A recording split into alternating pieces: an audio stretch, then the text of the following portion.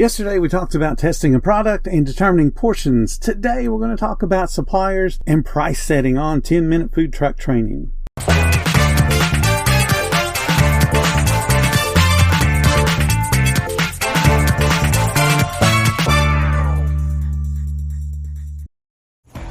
This episode is brought to you by Honda. Introducing the all-new, all-terrain Honda Passport Trail Sport, the most off-road capable Honda Passport Honda has ever dreamt up. The Passport features increased ground clearance, roof rails on all trims, and available specially developed all-terrain tires. And you'll stay comfortable with tri-zone climate control and available features like heated and ventilated front seats and a panoramic moonroof. Learn more at honda.com/passport.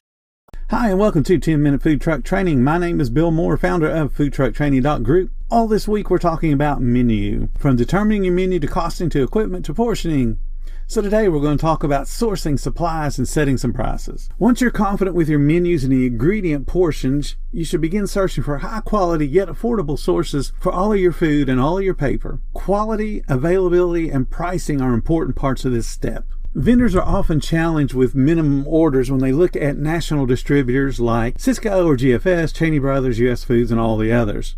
One alternative is to look at local regional distributors that are a little bit more flexible when they're dealing with a mobile vendor. To contact every supplier that run routes in your town. They may be able to assist you with your business. You could also partner with other food vendors so that you can at least meet the minimum required case count, or if they have a minimum dollar amount, you could achieve that. Many distributors will contact you with their delivery time so that you can meet them at your commissary and accept the delivery of your food. The big distributors typically don't deliver to residential neighborhoods because of the weight restrictions that a lot of those roads will have on their truck. You can also look at sources like Sam's Club or Costco's or Restaurant Depot, Webstaurantstore.com, BJ's, all of those big warehouse stores you can absolutely use and shop at. But also don't forget the local small businesses, because remember, you're a small business. You want to encourage other people to patronize small businesses. So look at the bakeries and the butchers and the produce companies and the farms in your area and see what kind of deals you can work out with them, because you can cross-promote each other. You can have on your menu that I'm proudly serving this farm's produce, and at the farm, they can help to cross-promote you.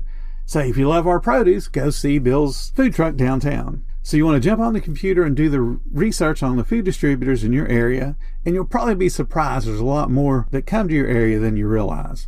And again, if all else fails, you can shop at Walmart and a local grocery store. The important thing is that you portion properly and consistently, and you sell at a good profit no matter what the price is. That is one of the tenets of being in business, to sell at a profit. On our food truck training group on Facebook, we have a spreadsheet that's available for you to download. It's free. Join the group. The links are in the description. Go to the file section and download that spreadsheet. It's extremely comprehensive. It's going to be the best sheet you'll ever come across to help you determine your menu price. Or you can just do it on a piece of paper and a calculator. That's up to you. But what you do need to know is the exact cost of each ingredient. So let's take our hamburger we were talking about yesterday. Let's take the buns for that hamburger. If you buy a 8-pack of buns, you know it costs $3. You take 3, divide it by 8, and it tells you that each bun costs around 38 cents a piece. That's pretty easy math. That's the easy one. Meat is a little bit different, because you can buy the meat by the pound, but clearly you're not selling a pound of meat, you're selling a portion of a pound. So let's say the meat's $2 a pound. And if we sell a 1/4 pound burger, that means we get 4 per pound. That's going to take that $2 divided by 4 and gives us 50 cents. And that 50 cents is per hamburger patty. If we were selling, say, a 6-to-1, which means 6 portions per pound, we would divide that by 6. But you see the math there. How many portions you get out of that pound is what you're dividing into the cost. So in our case, we've got 38-cent burger, and we got a 38-cent bun rather, and a 50-cent hamburger patty. Now let's talk about condiments. Some of them are easy, some of them are a little bit more tricky. Let's talk about mayonnaise, ketchup, and mustard. All those are sold by the gallon. There's 128 ounces in a gallon. So if you have a $5 jar of mayonnaise with 128 ounces, and you're putting only 3/4 of an ounce, now you're stumped because you don't have that 128 ounces, but I'm only using 3/4 of an ounce. What do? You're going to take that 128 and divide it by 0.75. That's 3/4 of an ounce. So divide it by 0.75, and that gives you 170 portions out of that 1 gallon of mayonnaise. So now you take the $5 divided by 170, and that gives you a little bit under 3 cents per portion of mayonnaise. And you do the same for all of your liquid condiments. Pretty simple. Now we're going to talk about produce. Produce gets a little bit more tricky because we have a couple of different ways that produce is going to be handled. Let's talk about a case of lettuce. It'll have 24 heads in it. If you've ever bought a full case of lettuce and then start to open it, sometimes you'll have some really big heads of lettuce. They'll be significantly bigger than a softball when you peel away those outer bitter leaves and you core it, and you have a softball sized head of lettuce that you can slice up and use for sandwiches. But within that same case of lettuce, you could have one that's more baseball sized. You could have one that's more cantaloupe or honeydew sized. You could have one that's even a small personal watermelon size. All of those different sizes produce different amounts.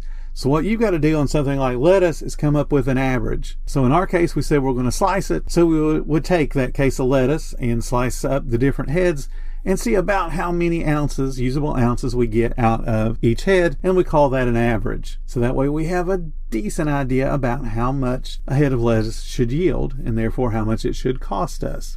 If you don't buy by the case, you go to the produce stand and only buy it by the head, they may sell it at a set amount per head, regardless of the size of the head. So if you're able to pick and choose, then you want to pick the biggest, heaviest head you possibly can, because you're paying the same amount whether it's a watermelon sized head or it's a softball sized head. So be smart when you're shopping. You also have things in produce that are sold by the pound, like onions or tomatoes, which you can't get a full yield out of. You buy a 10-pound bag of onions, you're going to throw away the core, you're going to throw away the roots, and you're going to peel off the outer skin. So that 10 pounds of onions to start with may only yield 9.5 pounds of usable onions. So you've got to take that price and divide it by the 9.5 that you end up getting rather than the 10, because you're effectively cheating yourself if you divide it by the bigger number. It's telling you it costs less to you than it really does. So think about the yield on those kind of products.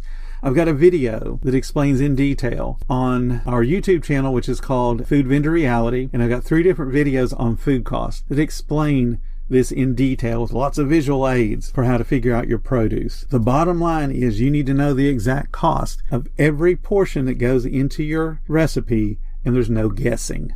You should always shop around for the best products and the best pricing. Don't be afraid to have several suppliers for your ingredients and then have a backup distributor, because you never know when your main supplier is going to run out or run short. My pro tip for this section is start with quality, then worry about price. People know when you skimp on quality. If you recall, yesterday we talked about adding seasoning, and the seasoning is applied to the meat as you're cooking it, and this will be any kind of seasoning. If you're making taco meat, you're putting seasoning in there. A lot of people don't account for the seasoning when they cost a product. They look at salt and go, that's cheap, we don't need to worry about that. But have you ever bought pepper? Have you bought a pound of pepper? There's a reason why those little teeny tiny jars cost $6 and $7. When you go to buy a pound, you're up into the $30, $40, and $50, and that's getting it cheap. So price in your seasoning. Even though it may last you a month or two, you still want it priced in because it still did cost you money. It wasn't given to you for free. If you do things like adding butter to buns when you toast them, you want to add in the butter cost,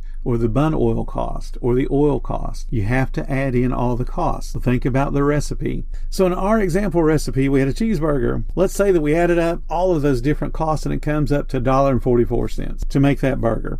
So how are you going to price it? I recommend you start at taking that 144 times 4. What that will give you is a 25% food cost. So when you do that, take that 144 times 4, and then you round it to the nearest quarter, because I think you should price on the quarter. I'll explain why in a minute. So if you take it to the nearest quarter, it'd be selling for about $5.75. That's going to give you food cost of 25.04%. which is awesome. Keep things simple. For the example, I am not adding in any sales tax. So this is just straight. Cost me $1.44. I'm going to charge $5.75, and then I'm going to add on tax later. If you want to include your tax, that's entirely up to you. But remember, that tax gets removed from whatever your selling price is. So you can't take that $5.75 and remove tax from it and still think you're running a 25% food cost, because you're not. Food cost is always divided against your net sales.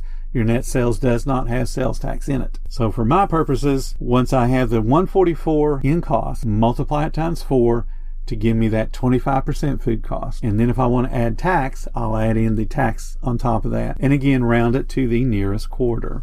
The reason I round to the nearest quarter is it makes it easier for me to adjust pricing when there's little blips in cost to me without appearing to have to bump everything up a full $1. If suddenly hamburger meat goes up and I have to really If suddenly hamburger meat goes up and I want to make sure I'm still making good money, I can move my price up a quarter. I can go from that $5.75 to $6. If I'm already at $6, I can go to $6.25, $6.50, $6.75 real easily because that leading number still is a 6. And even though I've gone up 25 cents, people don't notice that as much because the leading number is still the same. It's a psychological thing. But when you go from a $5 burger to a $6 burger, they notice that really quickly and will give you pushback on it. Think about something that's less expensive like a soda. 31-cent soda, most people sell for $1. Okay, that's a 31% food cost. Not a good food cost, but hey, it's your business, run it how you want. What happens when that soda goes to 40 cents or 45 cents or 50 cents? What do? You either sit and eat the cost or you bump it up a whole $1 if you're one of those people that's afraid of coins. So it's not as easy to adjust your menu when you're afraid of coins. Price on the quarter does not change your speed of service. Trust me, as someone that's run restaurants where we deal with pennies and nickels and dimes and quarters, making change is not the slow point ever. The slow point is either taking the order to begin with or the cooking process. If you're that worried about the slow point being change, you might want to look somewhere else first. I hope you guys are enjoying this series so far this week. If you are, please consider supporting the podcast by clicking that support button. Every little bit does help. If you guys are interested in joining our Facebook group, it's called Food Truck Training. We have a bunch of very helpful folks, very positive folks. We are not your typical Facebook group. I appreciate you guys listening. Thank you so much. And I will see you guys tomorrow where we're going to talk about more on selling your menu. I hope you guys are enjoying this week, and I will see you all tomorrow.